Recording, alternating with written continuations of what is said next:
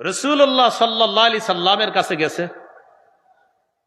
যাওয়ার পর রাসূলুল্লাহ সাল্লাল্লাহু আলাইহি সাল্লামকে বললেন, হুজুর এরকম আমরা ফু দিলাম, ফু দেওয়ার পর আল্লাহ তাআলা রোগীকে ভালো করে দিছে। ভালো করার পর তখন আমাদেরকে 30টা বকরি দিছে। এখন এই বকরি খাওয়া জায়েজ আছে কিনা এটা তো জানি না, মাসালা জিজ্ঞাসা করার জন্য আপনার কাছে আসছে।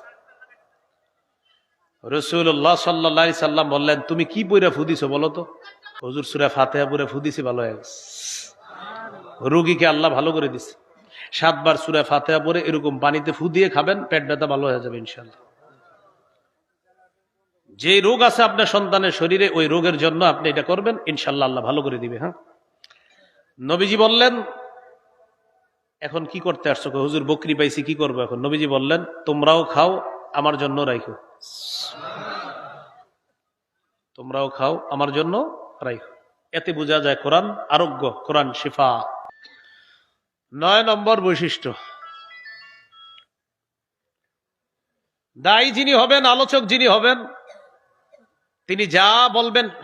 আর কারো ফোন টোন আছে? চালু, সবার শুরু হয়েছে মনে হয়, এখন মাঠেও শুরু হয়েছে। তো 9 নাম্বার, যিনি দাওয়াত দিবেন তিনি যা বলবেন ওই অনুযায়ী তিনিও আমল করবেন, ওই অনুযায়ী তিনিও আমল করবেন। সূরাতুস সফফি 2-3 নম্বর আয়াতে আল্লাহ বলেন, ইয়া আইয়ুহাল্লাযীনা আমানু লিমা তাকুলুনা মা লা তাফআলুন। হে ঈমানদারগণ, এমন কথা কেন বলো যা নিজেরা করো না। কাবুরা মাকতান ইনদাল্লাহ আন তাকুলু মা লা তাফআলুন। তোমরা যা করো না সেটা বলা আল্লাহর কাছে বিরাট বড় অপরাধ। নিজেরা করো না এটা বলা আল্লাহর কাছে বড় অপরাধ। সূরা বাকারা 44 নম্বর আয়াতে আল্লাহ বলেন, আতা'মুরুনা আন-নাসা বিল বিররি ওয়া তানসাউনা আনফুসাকুম। তোমরা মানুষকে সৎ কাজের আদেশ করো আর নিজেদেরকে তোমরা ভুলে যাও। তোমরা মানুষকে বলো সৎ কাজের করতে আর নিজেদেরকে তোমরা ভুলে যাও। এটা কেমন কথা? অনেক সময় আমরা ভাইরাল আলোচকদেরকে রিসিভ করতে যাই। কি আলোচক? যেমন আমাদের বাংলাদেশে বর্তমানে পোস্টারে সবার উপরে নাম রাখার সবচেয়ে বড় যোগ্যতা হলো ভাইরাল। চাই হের ভিতরে এই যে আরিফ বিন হাবিব নামে একজনের নাম আছে, ওনার এলেম থাক বা না থাক, ওনার নিচে 40 জন শাইখুল হাদিসের নাম থাকবে, ওনারা শাইখুল হাদিস হইল, কিন্তু উপরের যিনি তার যোগ্যতা হলো ভাইরাল। ব্যাস, ওনার নাম থাকতে হবে সবার উপরে। এবার ওনার আব্বা শাইখুল হাদিস হোক আর যে হোক, কিন্তু উনি তো ভাইরাল, অন্যরা শাইখুল হাদিস, ভাইরাল তো না। তো যাই হোক, বলতেছি শুনালেন। হ্যাঁ, তো উপরে থাকবে ভাইরাল, যোগ্যতা কি? ভাইরাল। তো ভাই ওনার নাম এত উপরে, এতগুলা শাইখুল হাদিস আপনাদের এলাকার, তাদের নাম নিচে। হুজুর ওনার শাইখুল হাদিস, ভাইরাল তো না।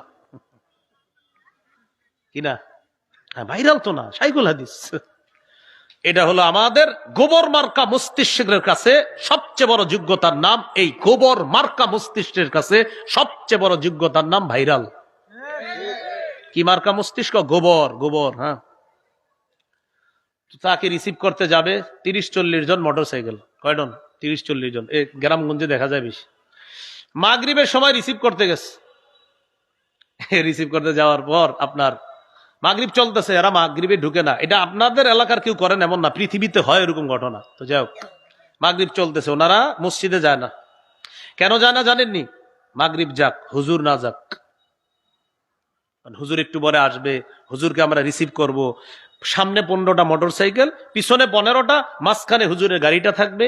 একজন ভিডিও করবে, আগামীকাল এটা ফেসবুকে আমরা দিব। আরিফ বিন হাবিবের সাথে কাটানো কিছু মুহূর্ত, এটা আমরা লিখবো ফেসবুকে।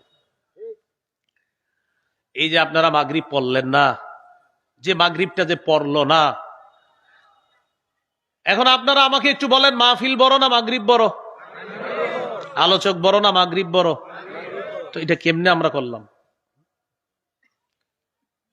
আপনি আলোচকরে ফোন দিয়ে দেন, হুজুর মাগরিবের সময় হয়েছে, আমরা আপনাকে রিসিভ করতে আসছি, আমরা মসজিদে মাগরিব পড়তে ঢুকলাম, আপনি যদি চলে আসেন এই মসজিদে মাগরিবটা পড়েন।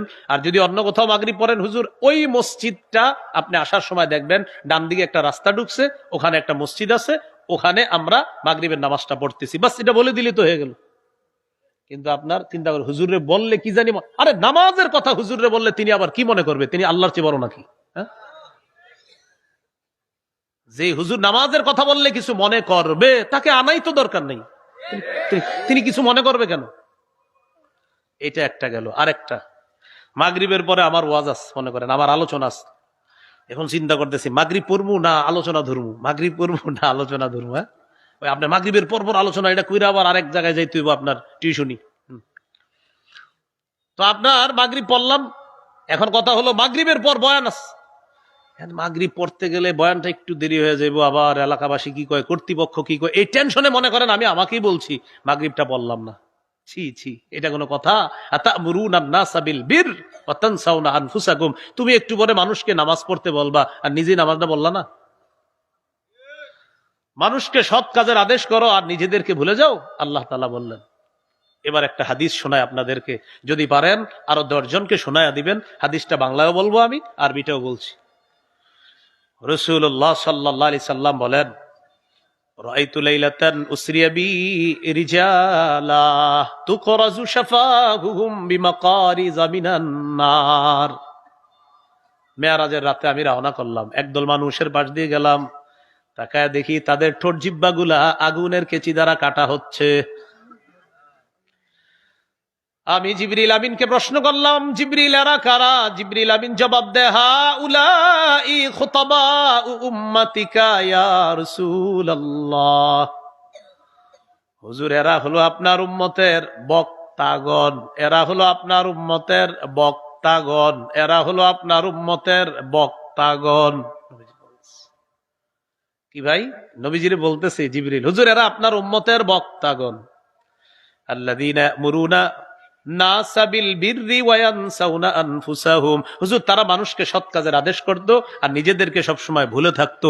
এরা তারা কিয়ামত পর্যন্ত ঠোঁট আর জিহ্বা এইভাবে কাটা হবে। আমি আপনাদের সকলের কাছে দোয়া চাইতেছি, আমি আপনাদের কাছে দোয়া চাই। দেখেন আমি তো এই শ্রেণীর অন্তর্ভুক্ত, আল্লাহ যেন এই শ্রেণীর মধ্যে আমারে না বানায়। যারা দাওয়াতের কাজ করতেছে সবাইকে যেন আল্লাহ তাআলা এই গজব থেকে হেফাজত করেন, বরং সবাই যেন জাতীয় কল্যাণের কথা বলবে, নিজেও কল্যাণের পথে চলবে, এই জাতীয় আলোচক সবাই যেন হতে পারে। আল্লাহ তৌফিক দান করেন। আমি সবার কাছে আমার জন্যই দোয়া চাচ্ছি, যেন আমার জীবনে এরকম ভয়ঙ্কর কিছু না হয় যে আমার জিহ্বা, আমার ঠোঁট আমার কাটা লাগে। ভাই, এটা তো আমি সহ্য করতে পারবো না।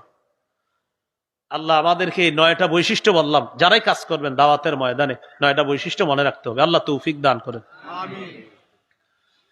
তো পড়ছিলাম আলিফ লাম মিম সূরা বাকারা, মনে আসেনি?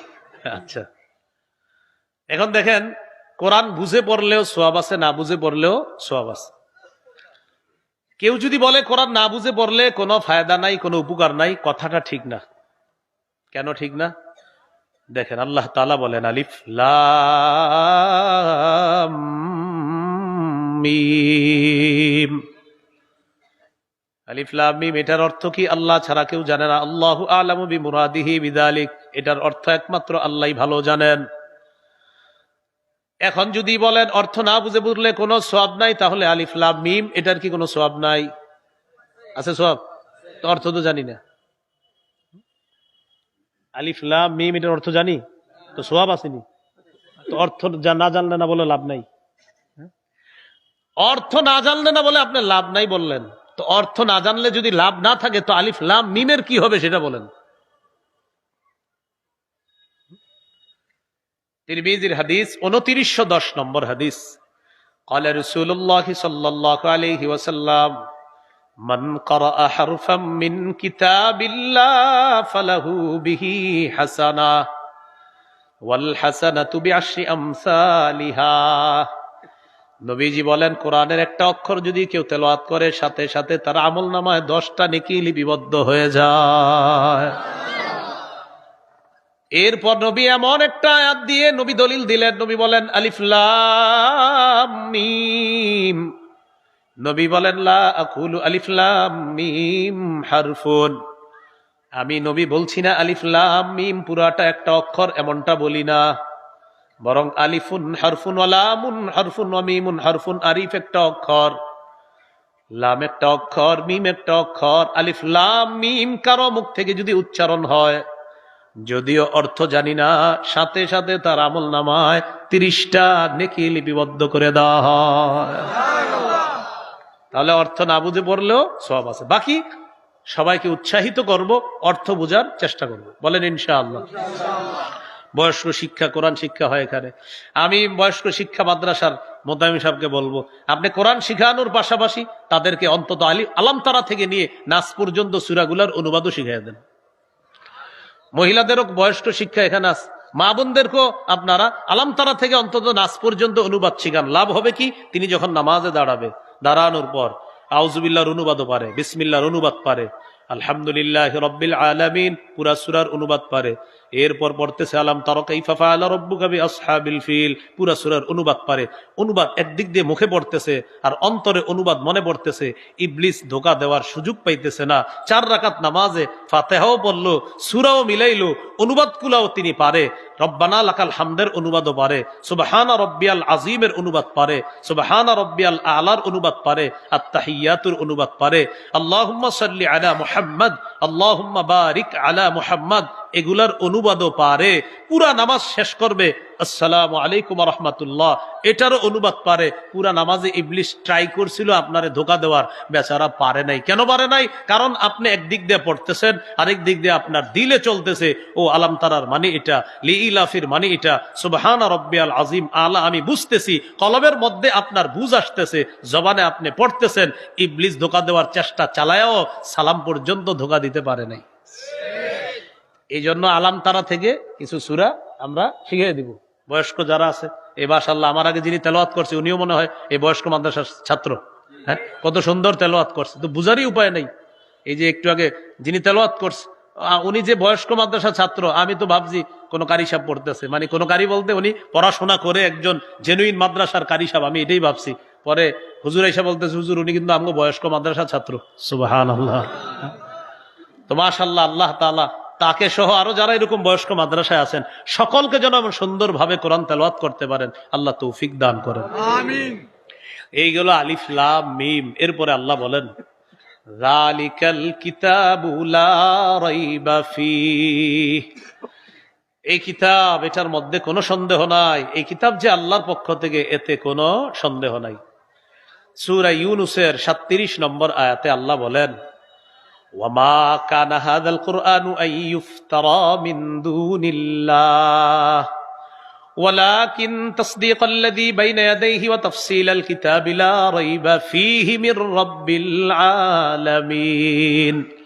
আল্লাহ তাআলা বলেন এই কোরআন কারো থেকে বানানো নয়, এটা আল্লাহ ছাড়া কারো থেকে তৈরি করা না, বরং এটা আল্লাহর পক্ষ থেকে কিতাব। এই কিতাব তার আগের যতগুলা আসমানি কিতাব আছে সবগুলা কিতাবকে সত্যায়ন করে হলো আল কোরআন।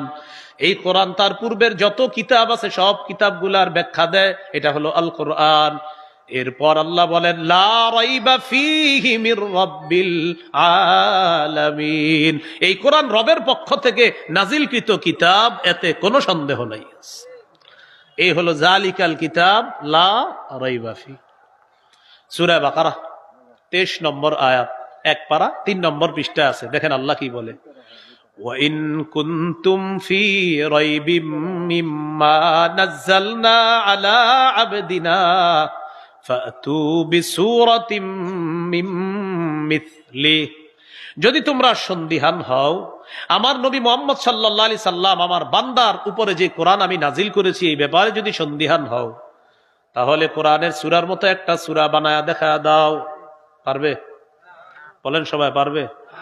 পরের পৃষ্ঠায় এক পারা 4 নম্বর পৃষ্ঠা সূরা বাকারার 24 নম্বর আয়াতে আল্লাহ বলতেছেন ফাইল্লাম তাফআলু, যদি তোমরা কোরআনের মতো একটা সূরা বানাতে না পারো, কি বলছে? যদি বানাতে, সাথে সাথে বলতেছে ওয়ালান তাফআলু, আর শোনো কিছুতে পারবাও না।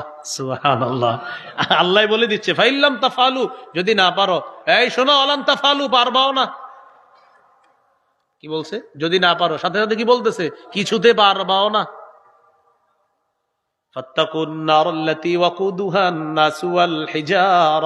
তাহলে ওই আগুনকে ভয় করো যে আগুনের জ্বালানি হলো মানুষ এবং পাথর। তাহলে এই কোরআনে কোনো সন্দেহ নাই। সূরা আলিফ লাম মিম আস-সাজদা 2 নম্বর আয়াতে আল্লাহ বলেন আলিফ লাম মিম তানজিলুল কিতাবি লা রাইবা ফীহি মির রাব্বিল আলামিন। 21 পারা 14 নম্বর পৃষ্ঠার শুরুতে আছে সূরা আলিফ লাম মিম আস-সাজদা। আল্লাহ বলেন এই কোরআন আল্লাহর পক্ষ থেকে নাজিলকৃত, কোনো সন্দেহ নাই এটা বিশ্বজগতের রব আল্লাহর পক্ষ থেকে নাজিলকৃত কিতাব আল কোরআন। সামনে যাই আমরা, পরে কি বলে আল্লাহ দেখেন, হুদাল্লিল মুত্তাকিন, কোরআন মানুষের জন্য হেদায়েত, মুত্তাকিদের জন্য হেদায়েত। একটু বলেন সবাই, বলেন কোরআন মুত্তাকিদের জন্য হেদায়েত। এবার বলেন তো, কয়েকবার বলেন কোরআন, আবার আবার, এবার থামেন। এখন এই কোরআনের হেদায়েতটা পাবেন কিভাবে? রমজানে 3 খতম পড়ে ইমাম সাহেবের কাছে লাইলাতুল কদরে দোয়া চাইবেন, হুজুর আমি 3 খতম কোরআন পড়ছি, একটু দোয়া করে দিয়েন। পরে কোরআনটা রাইখা দিবেন ঘরে, আবার আগামী রমজানে খুলবেন। আবার কি করবেন? আগামী রমজানে খুলবেন। তো এইভাবে আপনি হেদায়েত কামনা করবেন। কোরআন ডেলি পড়তে হবে, কোরআন থেকে হেদায়েত নিতে হবে, গ্রহণ করতে হবে। সূরা শুরা 52 নম্বর আয়াত, 25 পারা 8 নম্বর পৃষ্ঠা আল্লাহ তাআলা বলেন, ওয়ালাকিন জাআলনাহু নূরা নাহদি বিহি মান নাশাউ মিন ইবাদিনা। আল্লাহ তাআলা বলেন এই কোরআনকে আমি আলো বানিয়েছি, এই আলোর মাধ্যমে আমার বান্দাদের মধ্য থেকে যাকে চাই তাকে হেদায়েত দান করে দেই। তাহলে কোরআন আলো, কোরআনের এই আলো গ্রহণ করতে হবে, কোরআন থেকে হেদায়েত গ্রহণ করতে হবে। আল্লাহ তাআলা তৌফিক দান করেন। সূরা ইউনূস 57 নম্বর আয়াতে আল্লাহ বলেন, ইয়া আইয়ুহান নাস ক্বাদ জাআতকুম মাউইযাতুম মির রাব্বিকুম, হে লোক সকল তোমাদের কাছে তোমাদের রবের পক্ষ থেকে ওয়াজ এসেছে। বলেন কি এসেছে? আবার বলেন। এই পুরা কোরআনটা ওয়াজ। সুবহানাল্লাহ, পুরা এই পুরা কোরআন ওয়াজ, ওয়াজ। এরপরে আল্লাহ বলেন ওয়া শিফাউল লিমা ফিস সুদূর, অন্তরের রোগের আরোগ্য এই কোরআন। শুধু অন্তরের রোগের আরোগ্য না, শারীরিক রোগেরও আরোগ্য কোরআন। সাহাবায়ে কেরাম এক জায়গায় গেছে, খাবার শেষ হয়ে গেছে, খ্রিস্টান পল্লীর কাছে গেছে, তাদেরকে বলল আমাদেরকে একটু মেহমানদারির ব্যবস্থা করা যায়? বলল না। তাদের লিডারে বিচ্ছু কামড় দিস, কামড় দেওয়ার পর কবিরাজ ডাক্তার ইত্যাদি আনে, কোনো কাজ হয় না। তারা বলা বলি করতে লাগলো মুসলমানদের কাছে যাই, দেখি কোনো ব্যবস্থা করা যায় কিনা। মুসলমানদের আমির সাহেবের কাছে এসে বলল আফিকুম রাকিম, তোমাদের মাঝে কোনো ঝাড়ফুঁক করে এমন কেউ আছে? আমির সাহেব বললেন হ্যাঁ আছে, আমি ঝাড়ফুঁক করি, আমি ঝাড়ফুঁক করতে পারি, আমি ফু দিতে পারি, কিন্তু ঝাড়ফুঁক করবো না। কি করবো না? কেন? খাবার চাইছিলাম, ব্যবস্থা করছো? তারা বলল তুমি যদি ফু দাও, যদি আমাদের লিডার ভালো হয়ে যায় 30টা বকরি দিব। কয়টা বকরি? তিনি গেলেন, যাওয়ার পরে কি যেন বললেন, পুরা লিডারের গায়ে ফু দিছে, ভালো হয়ে গেছে, বকরি 30টা পেয়ে গেছে। বকরি পাওয়ার পর সাহাবায়ে কেরামের মধ্যে বলা বলি করতে লাগলো, আচ্ছা বকরি তো আনলাম, এখন খাওয়া যায় যাচ্ছে কিনা এই মাসালা তো জানি না, ফু দিয়ে যে বকরি আনলাম এখন খাওয়া যায় যাচ্ছে কিনা। রাসূলুল্লাহ সাল্লাল্লাহু আলাইহি সাল্লামের কাছে গেছে, যাওয়ার পর রাসূলুল্লাহ সাল্লাল্লাহু আলাইহি সাল্লামকে বললেন হুজুর এরকম আমরা ফু দিলাম, ফু দেওয়ার পর আল্লাহ তাআলা রোগীকে ভালো করে দিছে, ভালো করার পর তখন আমাদেরকে 30টা বকরি দিছে, এখন এই বকরি খাওয়া জায়েজ আছে কিনা এটা তো জানি না, মাসালা জিজ্ঞাসা করার জন্য আপনার কাছে আসছে। রাসূলুল্লাহ সাল্লাল্লাহু আলাইহি সাল্লাম বললেন তুমি কি পয়রা ফু দিছো বলো তো? হুজুর সূরা ফাতিহা পড়ে ফু দিছি, ভালো হয়ে গেছে। রোগীকে আল্লাহ ভালো করে দিছে। 7 বার সূরা ফাতিহা পড়ে এরকম পানিতে ফু দিয়ে খাবেন, পেট ব্যথা ভালো হয়ে যাবে ইনশাআল্লাহ। যে রোগ আছে আপনার সন্তানের শরীরে, ওই রোগের জন্য আপনি এটা করবেন, ইনশাআল্লাহ আল্লাহ ভালো করে দিবে। হ্যাঁ, নবীজি বললেন এখন কি করতে আসছো? হুজুর বকরি পাইছি, কি করবো এখন? নবীজি বললেন তোমরাও খাও, আমার জন্য রাখো, তোমরাও খাও, আমার জন্য রাখো। এতে বোঝা যায় কোরআন আরোগ্য, কোরআন শিফা।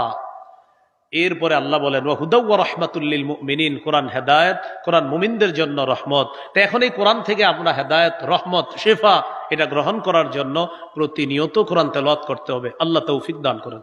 আমিন। তিরমিজির বর্ণনা 2909 নম্বর হাদিস, রাসূলুল্লাহ সাল্লাল্লাহু আলাইহি সাল্লাম বলেন, খায়রুকুম মান তাআল্লামাল কুরআনা ওয়া আল্লামা, তোমাদের মধ্যে সর্বোত্তম ওই ব্যক্তি যে কোরআন শিখে অন্যকে শিখায়। সহিহ বুখারীর বর্ণনা 5011 নম্বর হাদিস, এক ব্যক্তি কানা রাজুলুন ইয়াকরাউ সূরাতাল কাহফি, এক সাহাবী রাতের বেলা সূরা কাহফ পড়তেছে। তাগশাতহু সাহাবা, আকাশের মেঘখণ্ড আসছে বাড়ির উপরে। মেঘখণ্ড আসার পর তিনি কোরআন তেলাওয়াত করে, আকাশের মেঘখণ্ড তার বাড়ির উপরে, আর পাশে তার ঘোড়াটা খালি লাফায়, ঘোড়া লাফায়। কোরআন তেলাওয়াত থামাইলেন, মেঘখণ্ড চলে গেল। পরের দিন নবীর কাছে আসার পর বললেন, ইয়া রাসূলুল্লাহ, রাতে কোরআন তেলাওয়াত করতেছিলাম, একটা মেঘখণ্ড দেখলাম বাড়ির উপরে আসছে, হুজুর ব্যাপারটা বুঝলাম না। নবীজি বললেন, তিলকা সাকিনাতু তানাজ্জালাত বিল কোরআন, তুমি কোরআন পড়ার কারণে আসমান থেকে প্রশান্তি সাকিনা নাজিল হয়েছে, এটা স্বচক্ষে আল্লাহ তোমাকে দেখায় দিয়েছে। কোরআন যখন তেলাওয়াত করা হবে তখন কোরআন তেলাওয়াত শুনবো। বলেন, তখন কোরআন তেলাওয়াত কি করব? শুনবো। এই যে কারি আবু রায়হান তেলাওয়াত করছে না করবে? করবে ইনশাল্লাহ। তো যখন তেলাওয়াত করবে তখন মন দিয়ে তার তেলাওয়াত শুনতে হবে। মন দিয়ে কি করতে হবে? তেলাওয়াত শুনতে হবে। আল্লাহ কোরআনের মধ্যে বলেন, ওয়াইদা কুরিআল কুরআনু ফাসতামিউ লাহু ওয়া আনসিতু, যখন কোরআন তেলাওয়াত করা হয় তখন তোমরা চুপ থাকবা এবং কান পেতে কোরআন তেলাওয়াত শুনবা। তো যখন কোরআন তেলাওয়াত করা হবে তখন আমরা মনোযোগ সহকারে কোরআন তেলাওয়াত শুনবো। আল্লাহ তৌফিক দান করেন। তো বলছিলাম, কোরআন হুদাল্লিল মুত্তাকিন, মুত্তাকিদের জন্য হেদায়েত। আমরা সবাই যেন এই হেদায়েত, রহমত, বরকত গ্রহণ করতে পারি। আল্লাহ তৌফিক দান করেন।